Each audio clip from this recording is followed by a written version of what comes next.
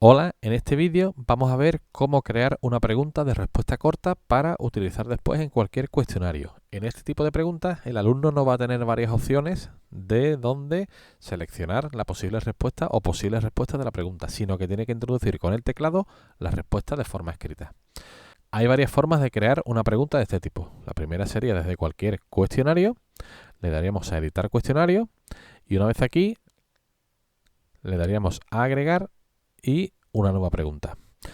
También podemos irnos a cualquier cuestionario, vamos a volver atrás y desde la rueda de opciones le daríamos a banco de preguntas y desde aquí podremos crear una pregunta nueva. Y también podemos acceder al banco de preguntas desde la página principal del curso, desde las opciones y banco de preguntas. Y una vez aquí le daríamos a crear una nueva pregunta que está aquí abajo. Crear una nueva pregunta. Y le daríamos a el tipo respuesta corta. Le damos a aceptar. Y ahora lo que tenemos que hacer es completar este formulario. Lo primero que tenemos que hacer es seleccionar la categoría. En este caso vamos a seleccionar esta misma por defecto. Y ahora aquí tenemos que seleccionar el nombre de la pregunta. Siglo actual. Y aquí definiremos el enunciado de la pregunta. Si seguimos bajando, el siguiente parámetro va a ser la retroalimentación general. Aquí podemos escribir un texto o un contenido que va a ser lo que se le muestra al alumno cuando responda a esta pregunta, independientemente de que la haya respondido de manera correcta o no. La siguiente opción, diferencia entre mayúsculas y minúsculas, hace que cuando el sistema analice las respuestas que ha dado el alumno, compare mayúsculas o minúsculas o le dé igual que no coincidan mayúsculas y minúsculas.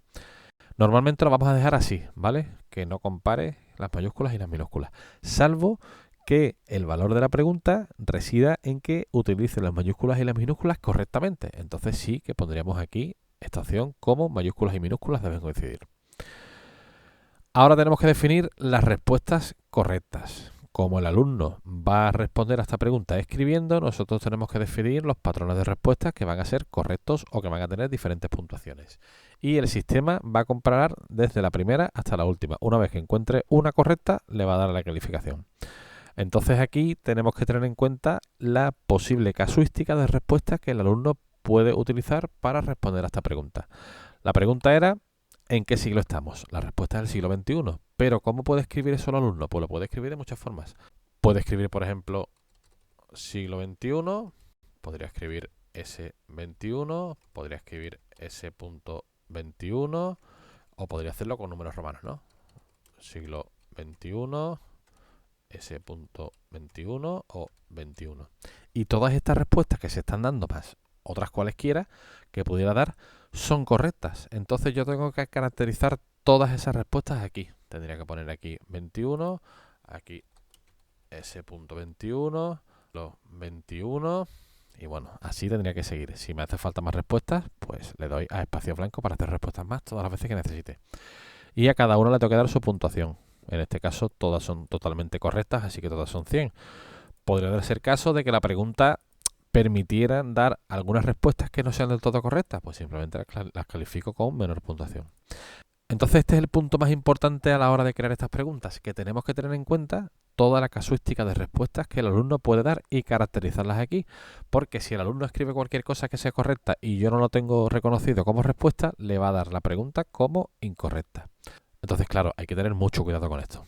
Entonces tenemos que intentar acotar las preguntas de una manera correcta para que su casuística sea sencilla, porque en este caso tendríamos un montón de posibilidades, ¿no? Y tenemos que intentar evitar estas preguntas e intentar eso, que las preguntas sean sencillas de responder de cara a este criterio que estamos comentando ahora.